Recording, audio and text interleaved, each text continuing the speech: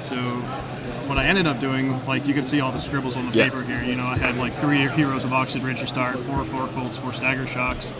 When I walked in with my crew, we saw like a whole like 2 tables full of like mono red and temporary steel. So I went to like more arc trails. You know, caught a hero, moved it to the board.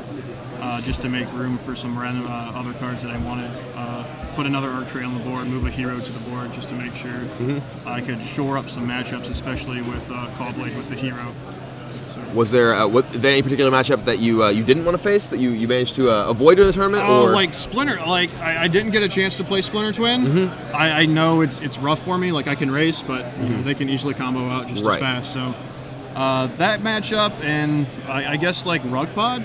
Rugpod Chapin beat me at the GP in round 15 with Rugpod, and that seemed to be pretty horrible for me. The way he can you do have a lot of burn spells that can definitely keep them off of any of their big creatures by killing their mana creatures. That's true, but at the same time, like if they have access to a deck list, especially like in the later rounds, or if they see me playing in the early rounds, they see that I've got 4 Art Trail, and if you know, and if they're confident and like aware of that, they're going to make sure not to get 2 for 1. So. So, what was were there any particular moments in the top 8 that stand out for you? Top 8 was awesome. The top 4 match against Tempered Steel. That match was crazy. We had a nice little 4-game match there. Yeah. Refraction Trap. I was unaware that you could just draw a game like that. I haven't had that happen in It looked like to us in the booth that you were playing around Refraction Trap, you know, much of that game, and then when you leveled up your Dragon Lord, we're like, what's happening? Right. I was like, wait a second. I shouldn't have done it to 8. I should have just done it to 4 because I had enough damage in my hand, and with a Lava Mancer to just take control of the board at that point anyway. I think if you'd actually just hadn't leveled it and just attacked with all your 2-power creatures, none of them kill you individually. None of them. You know, you can only Refraction Trap all the damage from a single source, so all the damage would go to you. And he just points it to another guy at that point. Right, yeah. I mean, I still get in there next turn. Yeah, it was just being greedy on my part. So that match ended up, you know, being pretty dramatic. Thanks to that moment, you know, you won game 1 very handily, and you know, game 2 came out of the draw.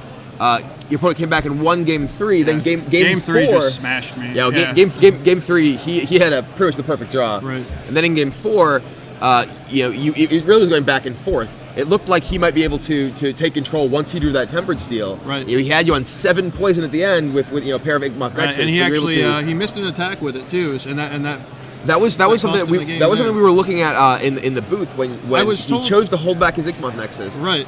It looked like he was trying to save mana for Refraction Trap, or didn't want to lose his Nexus to your shrine, but that shrine ended up killing him. At the time, we were both kind of, you know, lulling with our turns, and the judge, you know, told me to, you know, you need to make a play. Like, okay, I'll just pass. You know, I can sit. I don't really need to make a decision.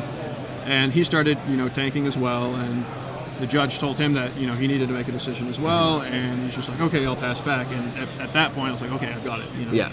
But I was also told that by one of the spectators or whatever, and I guess they had picked it up on the Twitter feed, is that he had an inactive Mox Opal that he was using as well for mana. He had the Mox Opal itself, then he had Memnite Ornithopter. Okay.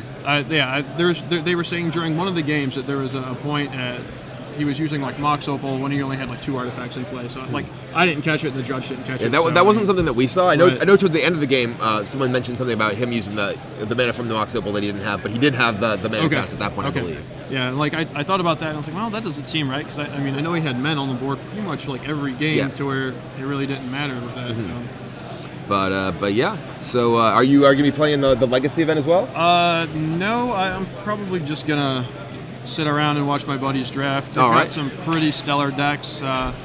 One guy got a first pick Inferno Titan pack 1, and then first pick Inferno Titan. Oh, wow. His looks pretty saucy. That's a pretty sweet start to a deck. Another one's got a sexy little blue-white thing going, like double Gideon Lawkeeper, double Frost Breath, and just a ton of men to go with it. So. Awesome. Are you going to jump into the second draft open? There's a possibility, depending on how it goes. We're staying with some family that live about an hour and a half east. Okay. And driving home back to their place last night was kind of rough. I mean, we got about 3.5 hours of sleep, so there's a good possibility I'm just going to go crash in the car for a while. That's not a bad plan. But I heard that in addition to not only winning the tournament, it sounds like you may very well have gotten your rating up to the point that you need to qualify for the World Championships this year. There is a possibility, depending on how how far the draws took me down at the end of the last 2 rounds there. So what was your overall record in the tournament? 1202. 1202. That should get you a decent chunk of points. I'm hoping so. I'm hoping around like average 5 points, 5 points a match might be doable, and that might get me there. So. Yeah.